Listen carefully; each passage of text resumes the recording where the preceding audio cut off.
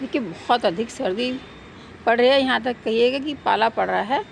और इस पाले में अपने पौधों को हम कैसे बचाएं, ये ऐसी कौन सी सावधानी है इसका ध्यान रखें, और हमारे जो पौधे पे फल हैं वो भी बने रहें, और आगे के लिए हमारे पौधे पर फूल भी लगातार आते रहें। क्योंकि अगर अब पौधे पे नींबू पर फूल नहीं आए तो हमारा ये वाला सीज़न बेकार हो जाएगा। तो जो सावधानियां हमें रखनी है, देखिए सबसे पहले मैं आपको बताना चाहूँगी कि जो नींबू का पौधा है, आप देखिए नलाई तो करें दिन में। आप इसकी देखिए मैं जैसे नलाई करी है और इसको साफ़ सफाई है इसका, पर इसमें पानी बिल्कुल बंद कर दें। अब ये बिल्कुल जब बिल्कुल सूख जाए तभी भी आप पानी डालें, क्योंकि इस टाइम का जो मौसम है वो जो गलती करेंगे हम पानी डालने से ही पौधों में पौधा सूखेगा, अदरवाइज़ आपका पौधा बचा रहेगा। और अगर हमने ये गलती नहीं करी तो आपके जो नींबू का पौधा है बरकरार गुच्छों में इस तरह से लटकते हुए गुच्छे आपको मिलेंगे नींबू के, आप देख सकते हैं ये।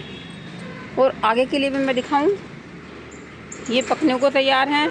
ये देखिए आप गुच्छे बने हुए हैं, गुच्छे कुछ आपको इधर दिखाई दे रहे होंगे ये, और आप जो देख रहे हैं उस पर लगातार फूल भी बना हुआ है। तो इन सबको बचाने के लिए हमें 3-4 चीज़ों का ध्यान रखना होगा। सबसे बड़ी बात तो अपने पौधों को ऑक्सीजन पूरी दें। ऑक्सीजन अगर पौधों को पूरी मिलेगी तो आपका पौधा बहुत अच्छे से फ्लावरिंग करेगा और आपका पौधा फूलों से भरा रहेगा। अब फूलों से भी हमारा पौधा भर गया है, हमने ऑक्सीजन का ध्यान रखा हर चीज़ का, यहाँ तक का हमारा एक सेक्शन पूरा हो गया कि फूल भी आ गए हैं। तो अब सबसे बड़ी समस्या क्या होती है, मेरे पास ये कमेंट्स आते हैं कि फूल झड़ गए। देखिए फूल झड़ने में भी हमारा ही हाथ होता है। हम पौधों का अगर ध्यान रखें तो फूल एक नहीं झड़ेगा, और जितने भी फूल हैं सारे फलों में कन्वर्ट होंगे। सबसे बड़ा ध्यान तो हमें क्या रखना है कि जो अपना पौधा है वो हमें धूप में रखना है, और धूप में रखने के साथ साथ एक काम इस पर और करना है, कुछ ऐसी जगह रखना है कि जिससे कि हमारा पौधा हिलता रहे हवा से।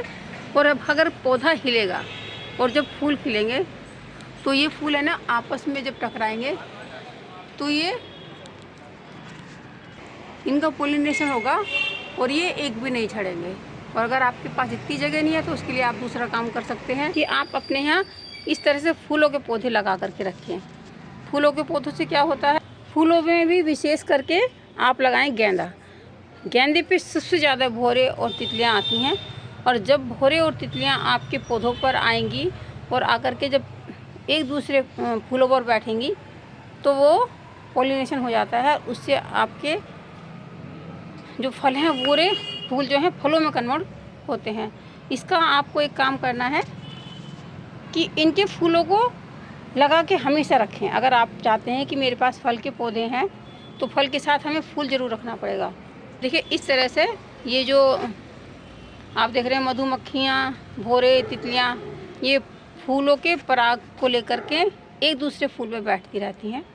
तो इससे हमारा जो पौधा है वो पूरा ही फलों से भर जाता है और ये पोलिनेशन को बढ़ाते हैं।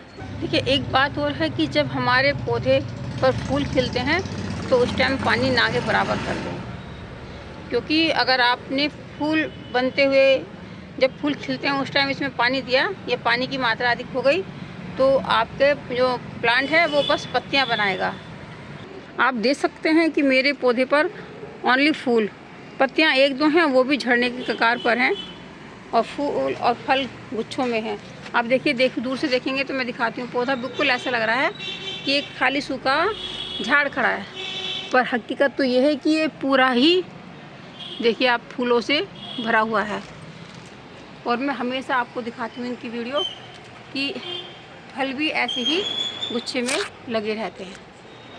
तो आप ये छोटी सी जानकारी फॉलो कीजिएगा, और फिर इसके बाद जब मैं दूसरा स्टेप्स आपको बताऊंगी लास्ट में, सेकंड पार्ट इसका, कि आपको कब कितना फर्टिलाइज पौधे को करना है।